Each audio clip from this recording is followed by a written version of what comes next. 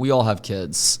When my kids were really young, I had to make a conscious decision. Do I want to stop cussing altogether, or do I want to try and teach my kids the value of words and words in proper context? And of course, you have to be careful. There are a couple of words that you just don't want to use at any cost, regardless of context. But cuss words especially can have a positive or negative meaning. And so I realized that I'd done a good and bad job with that the first time my 2-year-old daughter dropped an F-bomb when she was talking about how bright it was in Texas on July 4th. I'm like, all right, you used the F word correctly to ask for your sunglasses because the sun was too hot, but I probably cuss a little bit too much around you. So we are here at Maie Day today on South Congress. Michael, thank you for the hospitality here. I don't want to mess this up, and I don't have the list in front of me, so I'm going to have each of you guys let folks know all that you are responsible for in the culinary world here in Austin and maybe even a little bit beyond in Fredericksburg, let's say. So, Michael, you have Maie Day. What else do folks know you for? Michael Fojtasek. Our first restaurant is called Olamaie at 17th and San Antonio here next to the Capitol. Modern Southern food. We've got I'm wearing the hat for our burger truck down at the Butler Park Pitch and Putt, Smash Burger. And then I've also we're at Maie Day, our steakhouse down here on South Congress. And then I do some work out at Albert Hotel in Fredericksburg, overseeing the culinary operations there. Todd, for you, the starting point is Lenoir. Lenoir's been around way too long at this point. So we have Lenoir, which is on South 1st Street. Across the street from that, we have a pizza place called Dovetail Pizza. And this fall, we're opening a bar called Bonnie's Bar next to Lenoir. So it's basically the bar for Lenoir. Oh, interesting. Where's that going to go? So the parking lot, there's 2 buildings. Yeah. One was our private dining room previously called Petit Maison. We're turning that into a bar. Gotcha. So it'll still be on if you want to call it a campus, it's not very big, but it's still in the same parking lot. It's just a separate building. Needless to say, much of what you guys do are in what are considered hotspots in Austin. South Congress, just south of campus where Olamaie is, that South First corridor. What is it like running restaurants and working in the hospitality industry in 2025 here in Austin in those particular places, guys? Michael, we'll start with you. I mean, confusion is a good word. Austin's perception from a food media perspective is that it's a really vibrant food scene, and that restaurants here are incredibly successful. And the reality of operating in this town is that it's a very seasonal town that has a really great PR for food, but our dining rooms are not nearly as full as you might think from that PR, even in these very great locations. I mean, Lenoir is what, 14? You said 14? 15? 14. 14, and in a killer spot, and Olamaie is 11, and not such a great walkable location, but a storied location. And yeah, it's a bit of a fist fight, especially this time of year. Todd, same answer from you? Yeah, pretty similar. I mean, certainly it is a fist fight. The restaurant business, as everybody knows, is a fickle business and always has been. But as I've come up through this business, and what I like about podcasting and is that you get a little bit more reality, I think, checks from guys like us, because we were taught coming up that it's always sunny, it's always great. Everything's great, everything's great, everything's great. There's never a time whenever you're going to admit that things aren't absolutely perfect at the restaurant. And that's just not the case, and it's never been the case. Who the hell was selling you guys that BS in the restaurant business? It's showbiz, right? It's showbiz, and what we were taught was, like, you got to be positive. Your public face is always like, I mean, think about it. All these chefs that you see that are always great, always nice, they're like talk show hosts, and then later you hear like, oh no, that guy's a horrible person, right? It's like, this was what we were sold. And now we're getting to a point, I think, where there's a lot more reality and a lot more grit in what we do. And people are starting to understand that it's not always great, great, great. And we fight a lot. We fight a lot for what we have. Mm-hmm. So Yeah, it's funny. Radio is very similar in that regard, where oftentimes the people who have the nicest demeanors on the air are the biggest a-holes off the air, and the biggest curmudgeons on the air tend to be a little bit more generous and giving with their time and courteous to people around the proverbial office. So it just seems like that's maybe just a commonality in life when you're talking about the entertainment business, I guess. But you guys are grizzled veterans at this point, so you don't really try and pull punches with anybody. It's better to give them a realistic viewpoint of what it is that they can expect or what it is that you're going to do, and the difficulties of owning a restaurant in Austin in the summertime where so many people leave and the numbers are down. I mean, Brian was talking about it regularly throughout this summer. That's just been, maybe it's been a commonality going back 11 and 14 years now, but it's certainly the case in modern times too. It's certainly jumped up a lot. So it used to be August was just terrible. Now June, July, and August are all like August. As things have changed in, I think, just the demographic of Austin, whereas like it used to be a affordable town where people could come in the summer on vacation. So we got a lot of people in June and July that were coming here. Now it's not really an affordable town to go on vacation anymore. So those people are going elsewhere. And then the people that live here have the ability, because it's not an affordable town, to leave. Telluride. Maine, they're out of here. We actually kind of shared a vacation, not together, but we went to Maine. I went to Maine with my family, a very small town in Maine that some friends invited us to. We went there. So not Portland. Not Portland. And we're really small, a couple hundred people. And we go to the 4th of July parade, and I see not only him, but a bunch of people from Austin. It was like, I felt like 25% of the people that were there were from Austin. And I was like, oh, this is where everyone is. So Maine is the new Colorado then? No, Colorado's still Colorado, but there's lots of places, right, for people to go. So I think people are going to Maine, and then they're going to Colorado, and then they're going to Canada.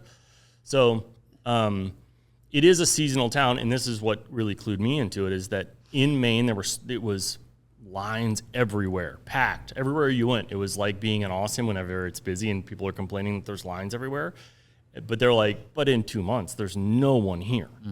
And it really made me start thinking about, oh yeah, it's a season. We live in a seasonal town now, which is, how do we start looking at things like in Maine, they straight up close their businesses in the wintertime.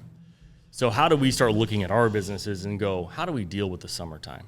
Because it's rough. Do we completely change everything and turn it into like a popsicle stand, or I don't know.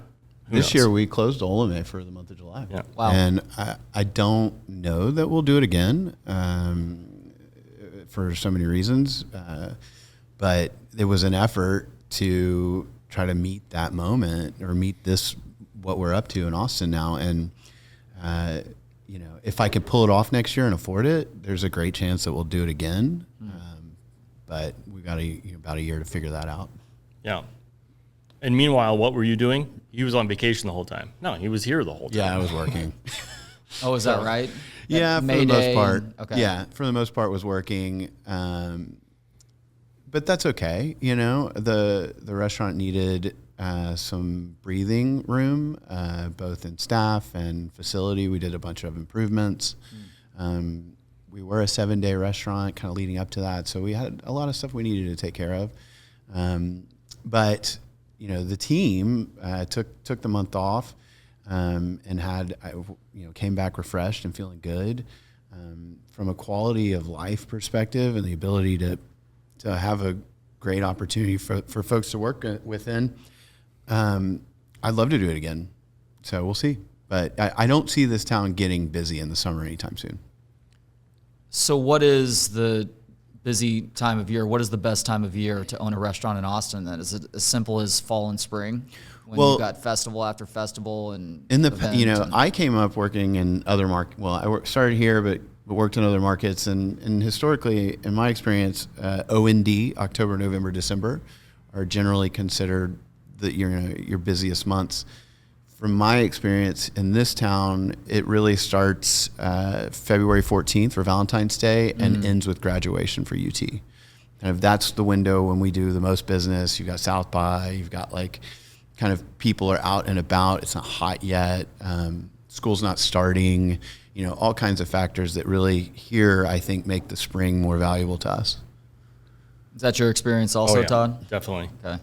Yeah, because I'm thinking about all the different things that happen from February through mid-May. I mean, you mentioned South by Southwest, which has got to be great for business. Moon Tower Comedy Festival brings a lot of people in now. I mean, there's just a bunch of little things like that happen throughout that. The fall is good also because there's a bunch of things happening, but the fall has holidays, right? So, and the fall can also be tricky, too, because of, like, UT games. UT games. Yeah, I'm competing with UT. Yeah. And they'll, you'll have a good 3 weeks, and then there'll be Halloween, which will kind of kill a half a week or a whole week. And it's kind of that way throughout the whole fall. And then half of December's great, but then the second half of it, people have lives. They go off and do things. The one thing that I would say that the reason that we moved here was that whenever we were living in New York and we would go to the farmer's market, it was always in the summertime. It was the city that never sleeps. But in the summertime in New York is dead. Everyone's in the Hamptons. Everyone's gone. And you'd go to the farmer's market in the summertime, and it was unbelievable produce, none of which you could buy because no one was coming to the restaurant. And then the winter would come, and you'd be like, okay, the produce is still great, but it's not the tomatoes and the berries and all the other amazing stuff that you were seeing during the summer. And that's the cool part about here is that whenever the fall comes, whenever the produce is awesome is actually whenever you're busiest. So you can go to the market and just spend a bunch of money if you want to because people are coming for it. Whereas in the summertime, if it were busier, it would be a little bit kind of like, okay, how do we serve more okra to people? Texas Trinity eggplant, okra, pepper. Yeah, it's a lot of that in the summer. So I get it. It's great. But we do sync up in a really good way as far as being able to deliver on what we want to deliver to people when the most people are here. So one of the biggest reasons why we are talking this week is because my colleague, Brian Stubbs, who of course is friends with you guys, thought it would be good to get a couple Cowboys fans on the show in a week that he had to miss because he's jet-setted to some incredible golf vacation. Todd, I don't know what it is with the timing of you joining this program, but the last time we talked, it was right after Luka gets traded by the Dallas Mavericks in February, whenever that was. And so we set this up. And literally the very next day, Micah Parsons gets traded by the Dallas Cowboys a week before the season gets going with the Cowboys and Eagles, of course, kicking things off in Philadelphia tonight. Let's start with the Micah Parsons trade because, Michael, I couldn't tell if you were being sarcastic or not, but the Dallas media spin has now turned this into not that bad of a deal for the Cowboys. So what do you guys think about Dallas giving up a generational pass rusher like Micah rather than paying him the big bucks?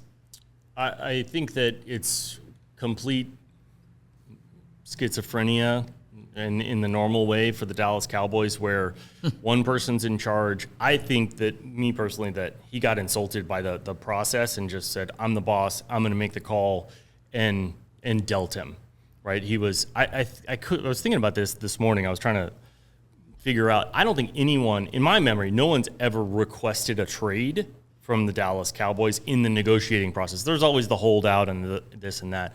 And maybe the requesting the trade is a new wrinkle. But whenever that happened, I was kind of like, that's weird. That seems a bit too far. Granted, it's the negotiating process. But I think really what happened is the cult of personality got insulted. And then all of a sudden it's like, oh, well, I'm just going to do what I'm going to do. So, yeah, because normally there's a subservience. Like CeeDee Lamb, Dak Prescott, anybody who has ultimately gotten paid, they just kind of nod along like, yep, that's Jerry. He's going to be a little bit insulting to us in the media, but ultimately that deal will get done. Right, and then he'll eventually way overpay us, which is the other side of it that really stinks is that it's like like so many things, like football in general. Dak Prescott comes into the league. He takes on the entire league. Everybody's like, he's the best. But the league is very quick to figure you out. And then once they figure you out, then you actually become what you are. And I think that with Jerry, it's the same thing. The league has figured him out, and the players have figured him out, and the agents have figured him out. And so he's like, I'm going to play this game that I think I'm winning, but he's not winning. And then it's going to be like, oh, I get to do all these things and negotiate and be a big player, and then I'm going to way overpay for people. I'm going to stretch the contract negotiations out to a point where everybody else gets big contracts and I have to top them. it's silliness. Now, that's how it's been for a long time. Basically, my entire adult life, Jerry's owned the Cowboys, so I kind of just deal with it. My problem is that I have a 14-year-old who loves football, and I can see from him, and I have a 11-year-old who also loves football, and they're Cowboys fans because I'm a Cowboys fan, right? And I can see their love of the Cowboys shrinking, and you're going to lose a generation of players. He bought himself a Micah Parsons jersey this year. He's number 11, right, on his football team. And it's unfortunate that, we've already, I feel like, lost a lot of fans and tons of people hate us, but you're really going to lose a generation of people if you continue in this silly way. And it's like, so many people are like, oh, it's about he's building this giant empire and it's worth so much. Well, even that part will dwindle if you don't have a fan base, if people aren't buying things. So that's my probably way too long take on it, but it's a great take. I agree with most of that. You want to hear something that's confounding, disappointing, sad, frustrating.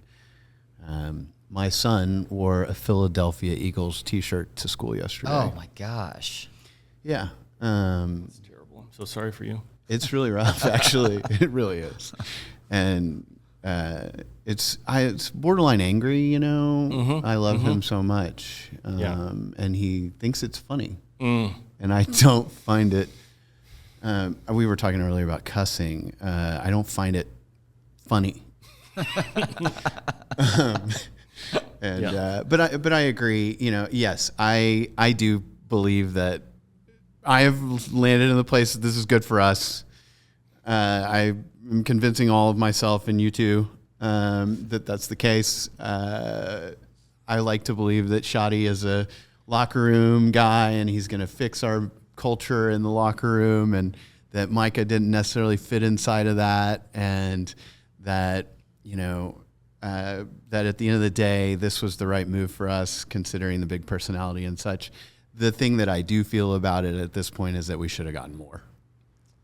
Yeah, I mean, 2 first-round picks that are likely going to be into the first round, and a defensive tackle who has been an all-pro in the past, but maybe a little bit past that prime. It's not a terrible payday per se, but for somebody who, again, is a generational type of talent, that it's literally 2 guys in the first, 4 years of their career have gotten to that 12-sack threshold. It's Reggie White and Micah Parsons.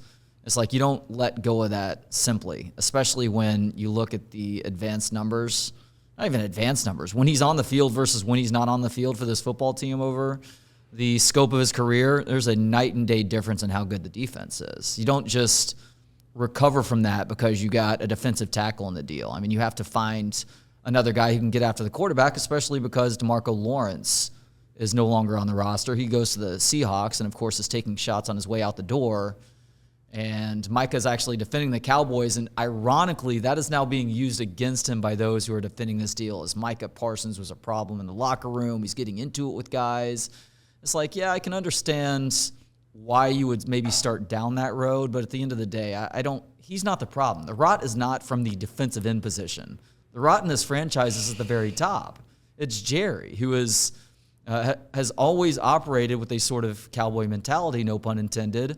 But now he's really old to boot. You hear the guy talking in the media, and it gets to that question of, and I know he's doing it to himself. He's the one volunteering his time, but it's like, other than for the comic relief and the drama that is drummed up by him saying anything at this point, what good is talking to Jerry Jones doing in terms of how it helps the Dallas Cowboys?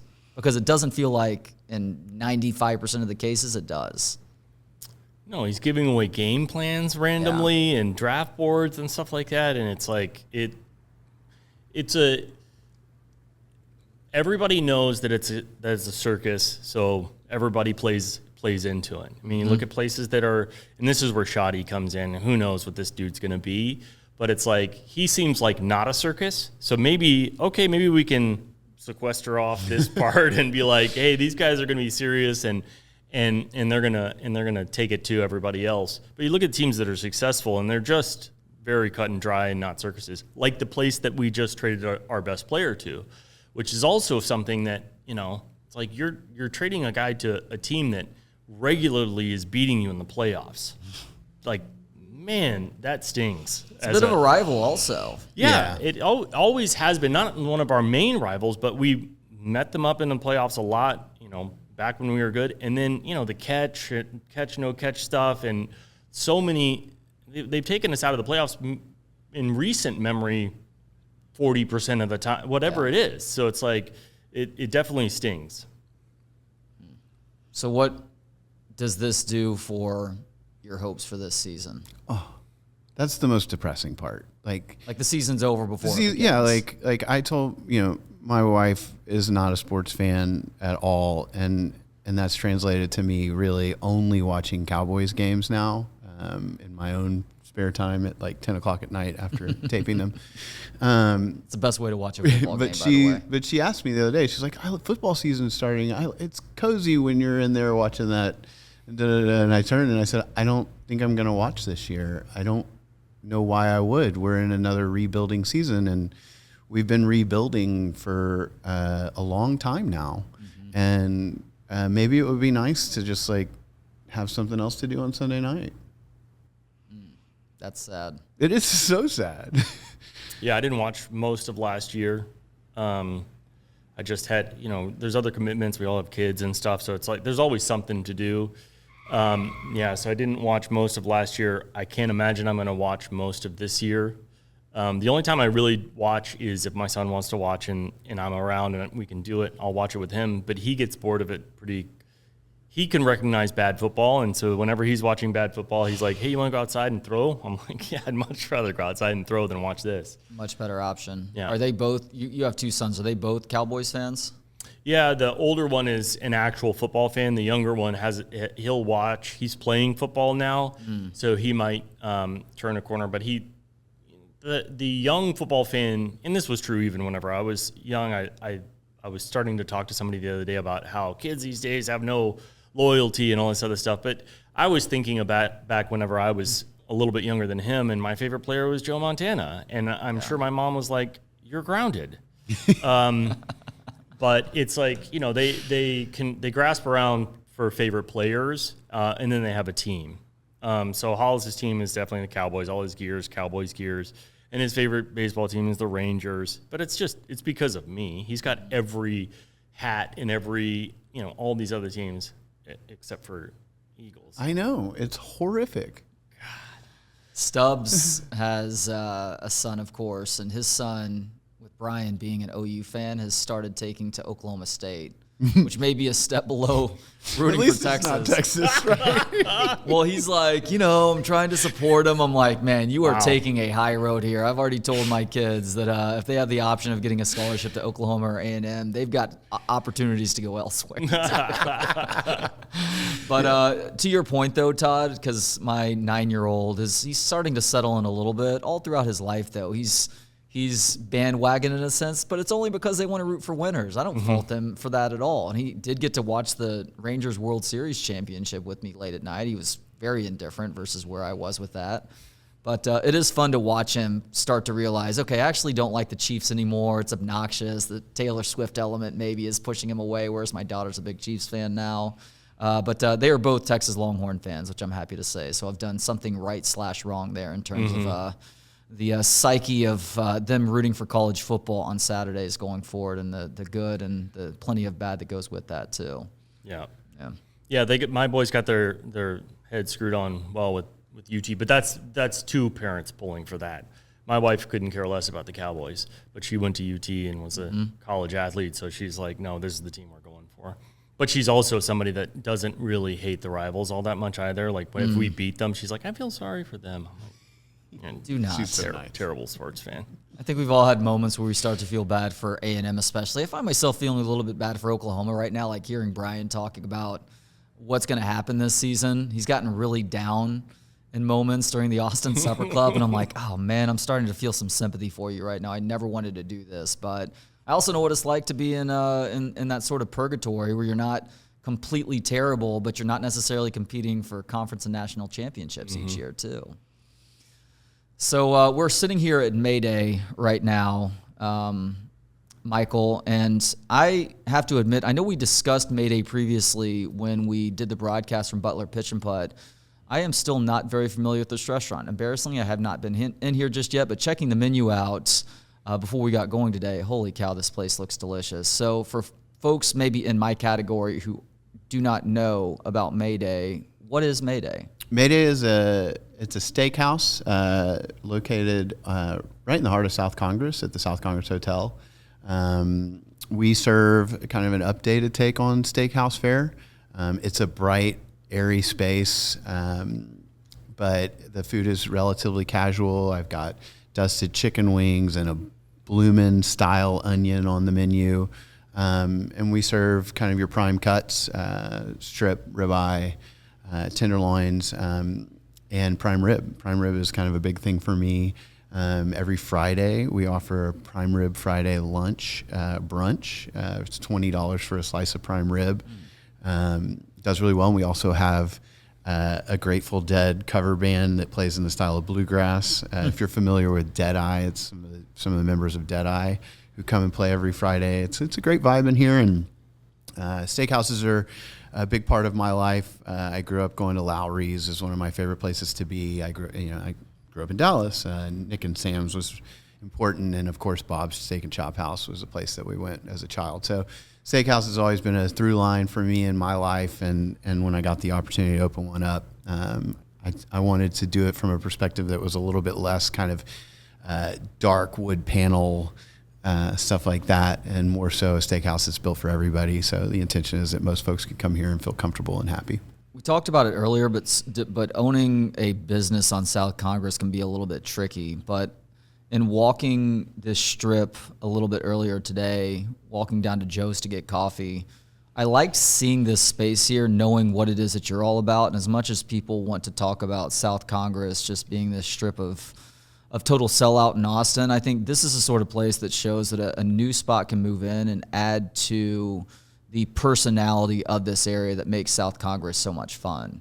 Was there apprehension for you when thinking about opening Maie Day here, of opening in this particular stretch of road, considering all of the preconceived notions that seem to come with being in these parts these days? Yeah, I don't think I understood the milieu or the way that South Congress worked, and I'm glad that I didn't, because I didn't really have any apprehensions. But part of that came along with I don't have a standard lease here, and so I don't.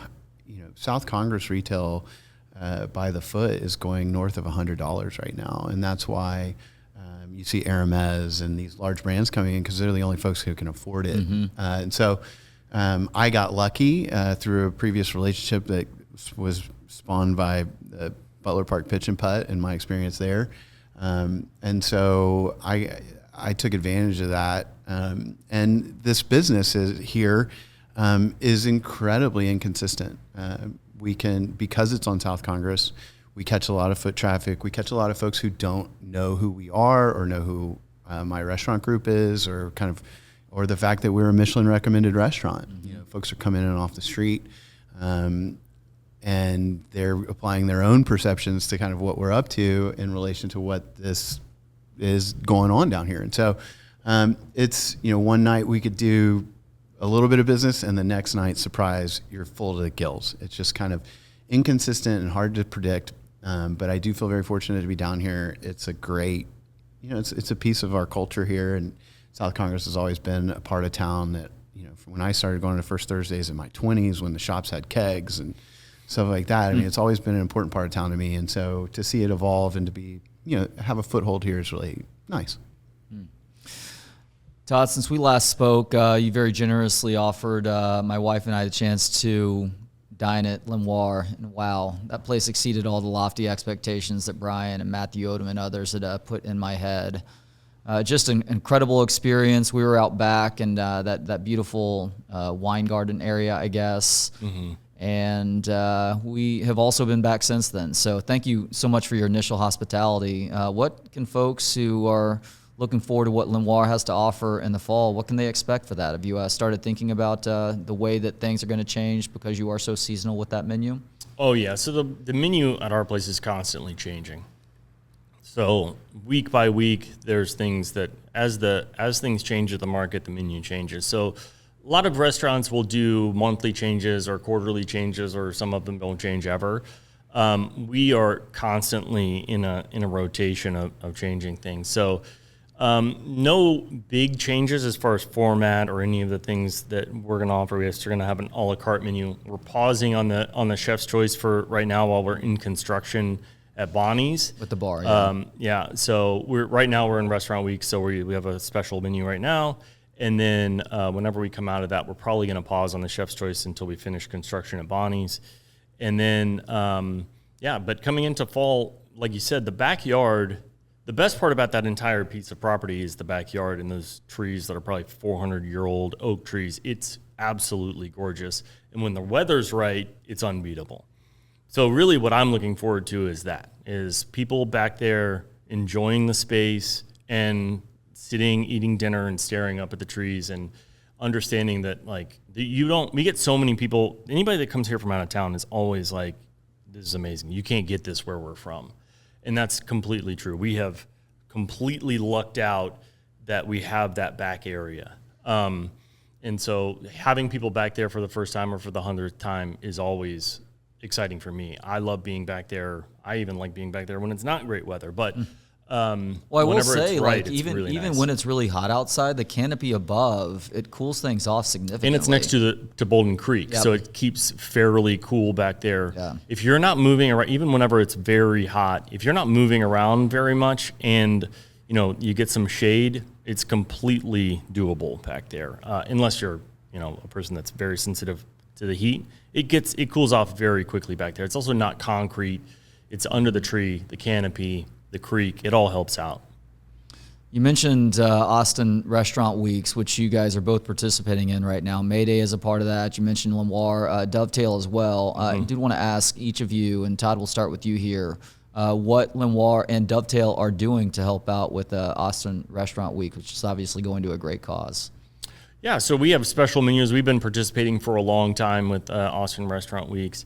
And, the benefit for us, part of our core values and why we started the restaurant was about food security in Central Texas and growing, from our perspective, putting as much money as we can into local growers and local producers of stuff. And that, at the beginning, was about growing food security here. So after whatever it was, 12 years of being open, and we had that freeze and everything kind of fell apart and the grocery stores didn't have any food, it was a big moment for me, because I had farmers calling me saying, hey, if you need food, we got food. Like, if we'll just deliver it, or you can come get it. If your people need stuff, we have it. That is real food security. Real food security is being able to produce your own food. So that was a big moment for me. I felt very proud, because we put a lot of our money into nurturing farmers. We are so many people's first invoice. They're like, we started a farm, and for whatever reason, they know to come to us, we'll buy it. I don't know what it is, but like, we'll buy it and we'll turn it into food. So the Central Texas Food Bank obviously is a big arm, a governmental arm of that same thing with a similar purpose. So any sort of thing that we can do to help them out, we're always on board with. But like I said, our goal is farmers first, direct to the farmers, because to us, that's the easiest way to do it. We need the stuff anyway. But we probably do 2 or 3 things a year benefiting the Texas Food Bank. Well, it's an extension of supporting local. So what deals can people get for Austin Restaurant Weeks at Lenoir and Dovetail? So we have menus set up at different places at different price points, but a portion of every menu sold goes directly to the food bank as a donation for the next 2 weeks. So we did it last week, and we're doing it again this week. And so there's not only food stuff, but if you wanted to just come in and get a drink, there's drink specials where a portion of all that money that's raised goes to Central Texas Food Bank. Okay. And it's multiple. Like I said, Michael's obviously doing it. There's a lot of restaurants. I think that this is probably their biggest fundraiser of the year, is this. And so it's important to get out and do it to support the food bank.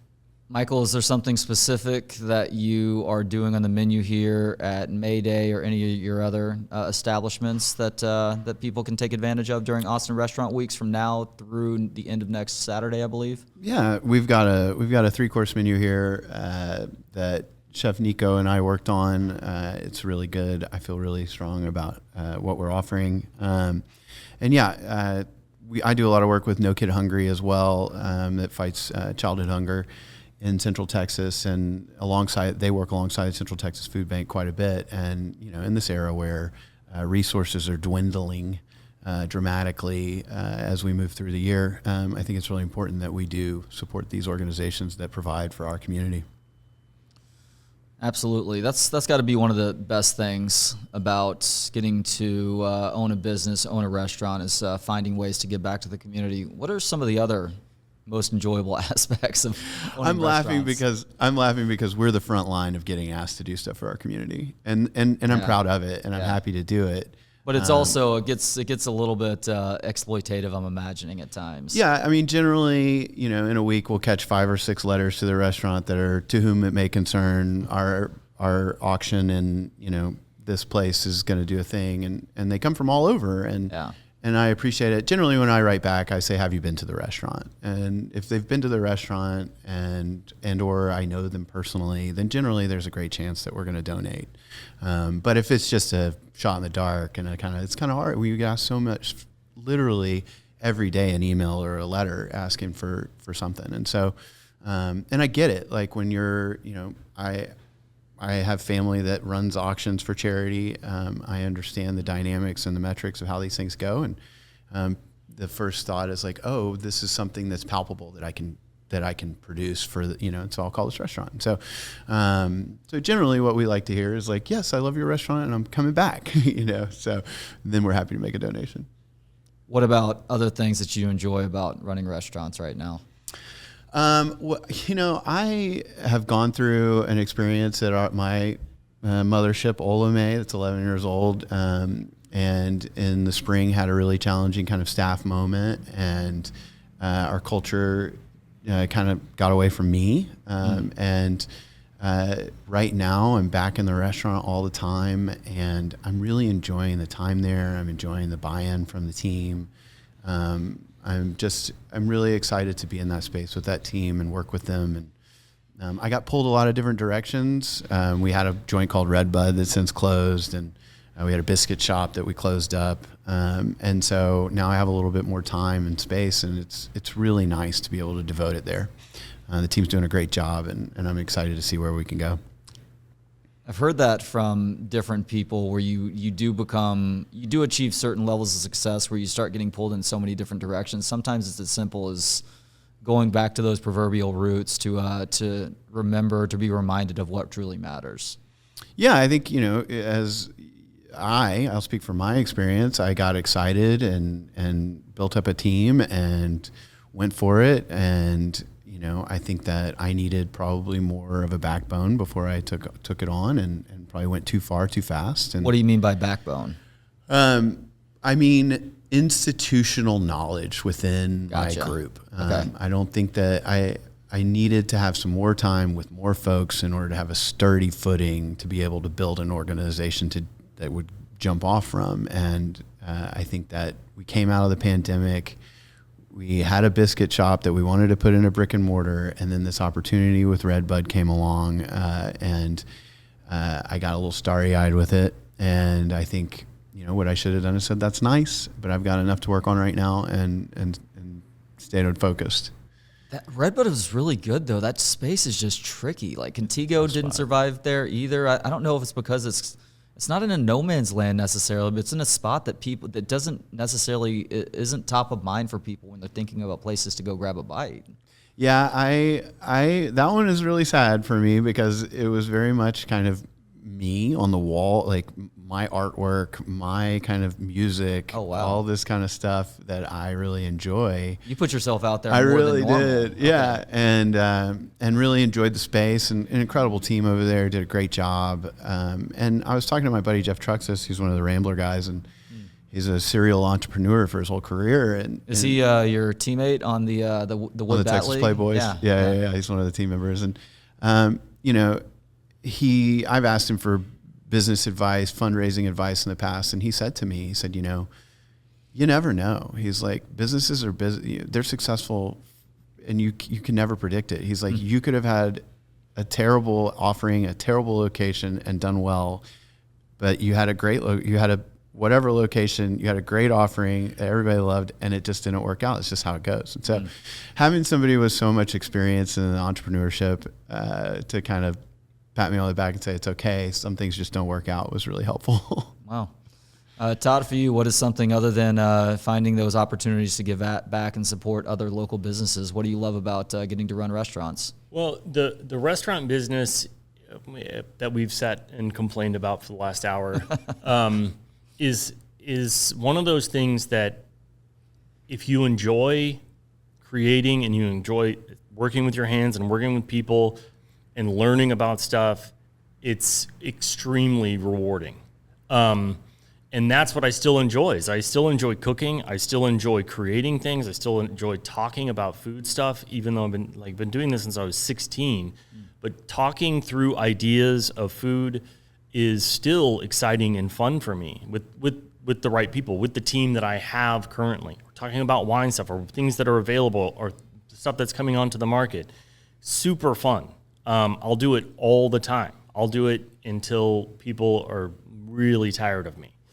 And then the other thing I'm really enjoying right now is, I've made a number of restaurants. I've done them all kind of the same way. Whenever we built Lenoir, we built it ourselves. We built all the furniture. And with Bonnie's, I'm doing the same thing. The building was built in the 30s.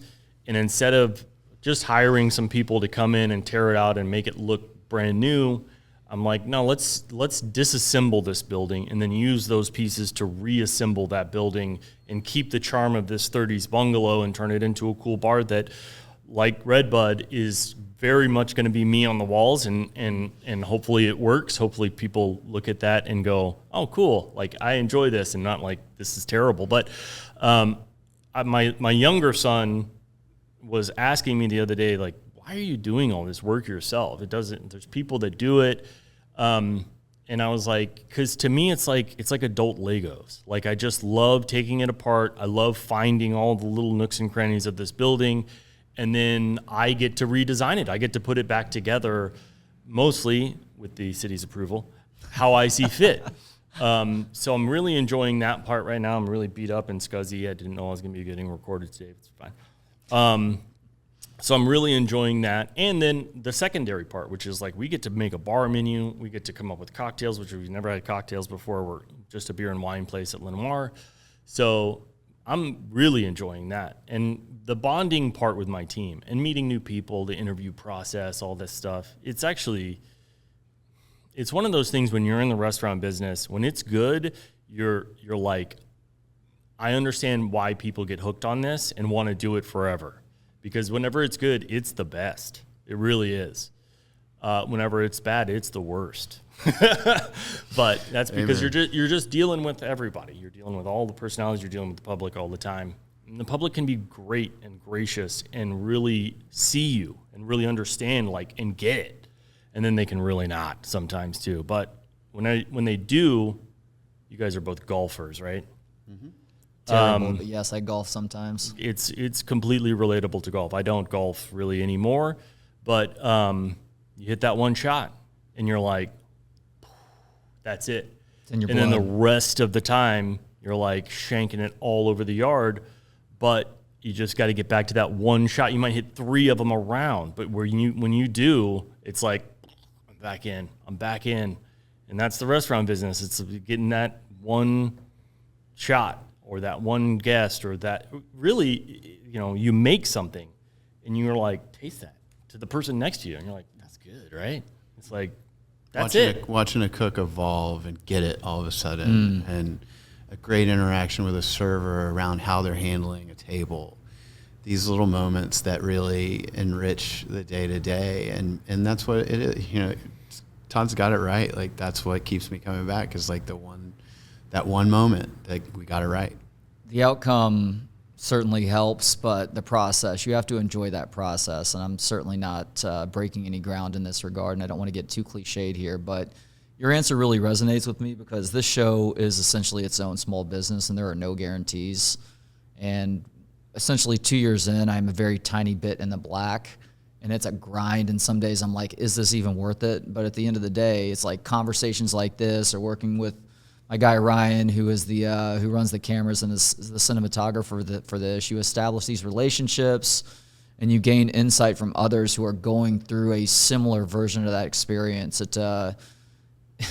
It can be a bit of a double-edged sword because it can convince you to keep going at times where maybe you need to understand that you should quit. But it can also work in reverse too, where it's like, yes, this is actually still worth it right now, as long as these certain benchmarks continue to be met for the foreseeable future. Mm-hmm. So, I have that thought once a month at least. Like, should I have quit this? Whatever it is, not just the industry, but like this particular part of like 5 years ago, maybe longer. But you can't ever know. You just keep doing it until, like, my son is playing football, and some cliched podcast or somebody said, you just do it until somebody finally tells you can't do it anymore. And that's what I'm trying to instill to him, is like, you just do it until somebody finally taps you on the shoulder and says, you just can't do it anymore, man. And that really resonated with me in the restaurant industry, because not everybody gets to do this.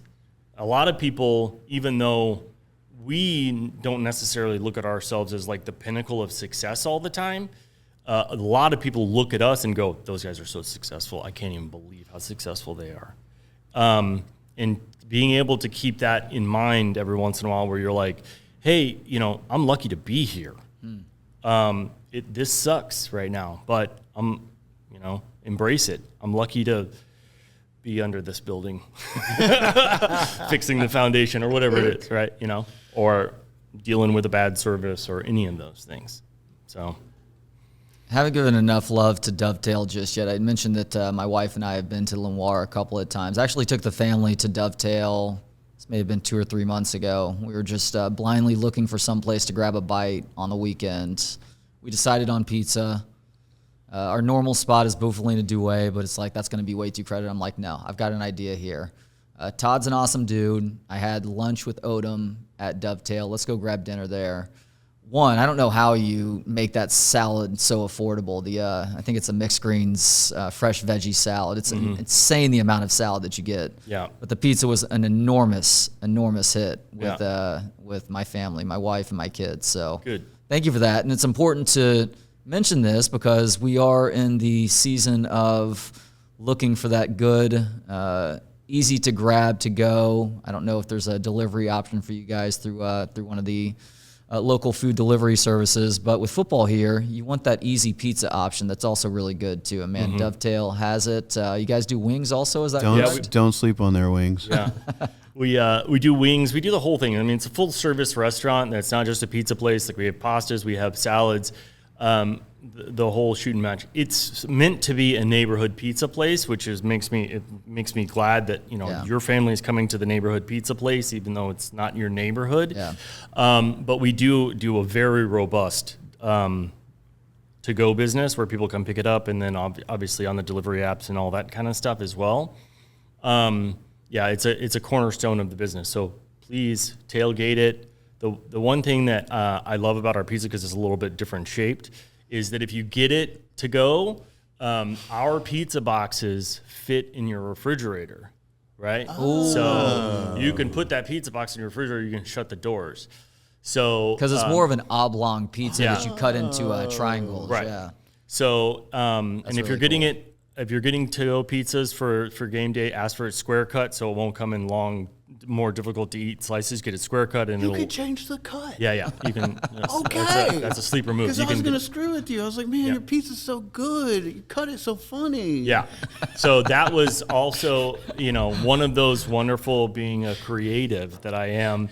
I was like, I want to do a pizza shape like this because you remember Campese's? Oh yeah. Yeah. So it harkened back to my childhood, and I was like, the nicest pizza you could get where I was like Campese's was like the nice pizza. It was good. And so I was always like, that's what nice pizza is it's oval shaped. And they always called it Egyptian pizza, which I found out is complete BS. It doesn't mean nothing. This is made up.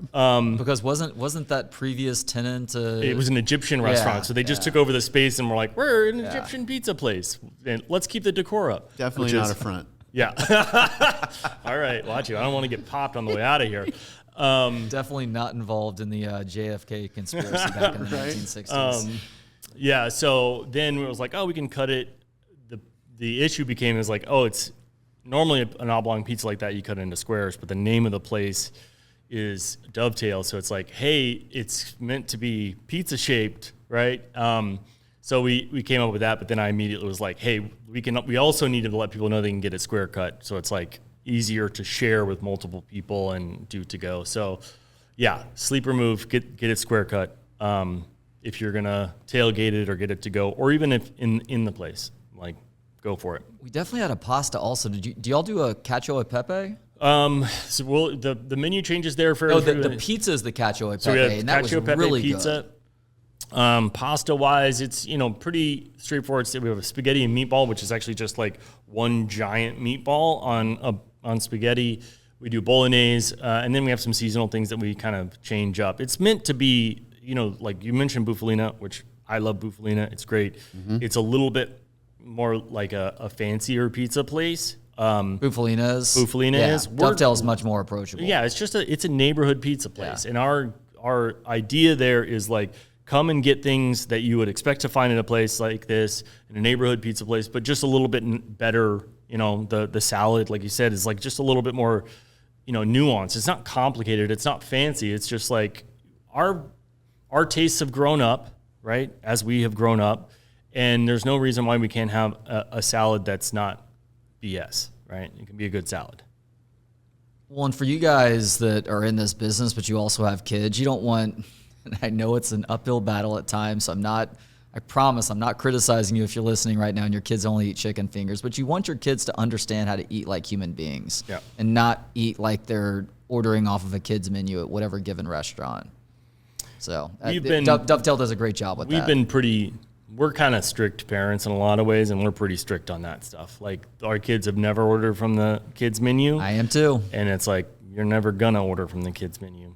And they've turned into, Hollis is, my older son, has always been a big eater ever since he started eating solid food, and never been picky and still isn't. He never, a lot of kids go through those phases where they kind of slow down eating and stuff. He's never done that, but that's also why he's a giant human being. Whereas our other son was a little bit more of a picky eater, but he'll still eat, right? And he still is a good eater, and their palates are great, and their understanding of food is great. So it was important for us, obviously, because we're in this business and we're not going to really put up with a lot of that stuff. But I think people should give their kids less choice in a lot of ways and just be like, no, this is what you're doing. But I also grew up with parents that are, were born in the 40s. So we've gone the other direction. We have like, there's a little too much options. Too much kind of, is this working? No. Yeah, no, I wish that we were a little bit more kind of, I've been, as I may have mentioned earlier, my children are not into sports like I was, and so I'm like constantly asking myself, should I be pushing them towards sports, or should I, carry this guilt that they're not engaged with athletics, and so, but then much like how they eat, I keep telling myself, Kobe didn't play basketball until he was 11, from what I understand. So like there's hope that my children can become great sports people if they choose, and or maybe I can fix their food by they're 11 too. So. Yeah. That is another one for us, is that not that sports were non-negotiable, but it was like they got signed up for sports and they're going to play. Like, that was it. And then at a certain point they get to choose the sports, but whenever they were young, it's like, you're going to play soccer, you're going to play baseball, you're going to play t-ball, you're playing all these things, you're doing it. And you and I talked about this before starting the broadcast. That's biting us in the butt right now, because we are in youth sports hell as we get into the fall, and soccer and volleyball and football and whatever other sports are going on in the household. People hate driving in Austin, Texas. Probably 25% of the traffic in Austin is just parents taking their kids to whatever sporting practice that's 3 hours that they got to go to. Then you're like at this practice that's 45 minutes from your house, and you're like, am I doing now? Like this is 3 hours of my day. I consider myself to be a fairly busy person. 3 hours of my day is pretty significant. So then it's like, am I going to bring a laptop to practice? Am I going to be that person? So it's either that or every other parent is scrolling on Instagram or Facebook or something. So they're not even being productive with that time. No, that is certainly what's happening with a lot of people, is that they're just kind of hanging out at practice. I feel sorry for them also because they can't do anything. And it just turns into this dead time. But yes, it is. This is something that I didn't grow up with. I played lots of sports, but the sports schedule was not this way. It was all neighborhood stuff. So it was like you walked to practice. I walked to school, all the stuff. And most of the stuff, it was, there was no extra teachers. There was no extra practices. There wasn't like, oh, you're going to be on a baseball team and you're also going to have a pitching coach, which is, happily and sadly where we're at this point. Like our kids they're playing on teams that we pay for, and then we also pay for extra coaching, which is, great for them to see them grow I remember the first time I went to a pitching coaching practice with my older son. We've been throwing in the backyard forever, and he'd be like, okay, here's my curveball, and he'd throw it, and I'd be like, yeah, I think that moved. That moved, right? I think it did. And then we get, the third practice with the pitching coach, and I happened to go to it, and he throws a curveball, and I looked at the coach, and I was like, did you just see that? And he's like, yeah, that's a curveball. And I'm like, whoa. And he's like, yeah, that's what, that's why I'm here. That's what you pay me for. That's what you pay me for. And I was like, that's unbelievable. Like, I feel like, I'm raising a magician now. So... Tall kid. He's halfway to home plate by the time he lets go. He is. He's a big boy. So, all right, guys. We end every Austin Supper Club with our weekly restaurant recs. You're welcome to mention something going on at your spot, one of your spots if you want to, or you can give some love to another local establishment. So, Michael, we'll start with you here. Oh, man. I mean, I was walking in here with Dovetail because it was like kind of my summer of Dovetail after pitch and putt rounds. And so I think I'll stick with that. I highly recommend everybody listening to go over to Dovetail and check it out because it's just a delicious, straight-ahead neighborhood restaurant. Highly recommend the meat pizza. Meat pizza, and you're a big fan of the wings, too. Even though you said it's not typically your style, that's how big of a fan of the wings you are. That's right. Yeah, they're like a little bit breaded, and I like them kind of naked, but they're dang good. Yeah. I would also like to recommend Dovetail. No. If you haven't been here for the Friday thing at Maie Day, you should come. Stop it. You don't need to do that. No, I've been actually, and I don't, okay. I'm not a steakhouse person. Like, I've always been like, we didn't grow up at steakhouses. By the time I got into steakhouses, I was like, I can do this myself. Like, had been cooking for years. Right. It didn't make sense to me, like, why people went to steakhouses. But I've been to the Friday prime rib thing multiple times. Not only because it is kind of a screaming deal, but it's really high quality. I really enjoy it. That's not a steak I'm going to make at my house because of the style in which you cook a prime rib, like whole. And then the vibe not to, suck up too much to Michael, but it's true. The vibe here is super fun.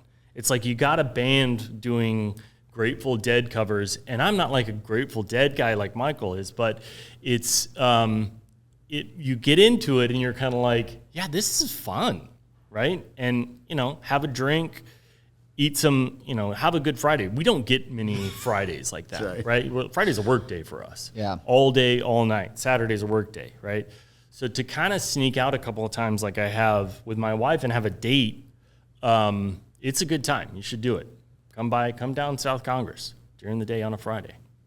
Love that. All right, my recommendation this week, because I am a sucker for a good cookie, chocolate chip or otherwise, is the Flower Shop over on Burnett. Have either of you guys heard of this place or been there before? No. I have heard of it, but I haven't been there. It's a bakery. Even though it's Flower Shop, it's a bakery. They started in Pflugerville. That's why it's spelled Pflour shop. incredible M&M chocolate chip cookies, regular chocolate chip cookies. They've got a good cupcake selection. They've got something called a slutty brownie that disturbingly is one of my daughter's favorite things to eat in there. It's a regular brownie with a blondie stacked on top of it. Very delicious. Highly, highly recommend this place. They do some personalized stuff as well in terms of cakes and larger orders for cupcakes and cookies. So yeah, next time you're looking for something to help you with that sweet tooth, the Flower Shop on Burnett, I'm going to say it's south of Anderson, is well worth your time. And guys, we are now at the end of today's Austin Supper Club. Todd Duplechan, Michael Fojtasek. Thank you so much for the time. Really enjoy the time. And this is the second time, and this hopefully will not be the last for both of you. I really enjoyed it. Yeah, thank you. It was good to be together.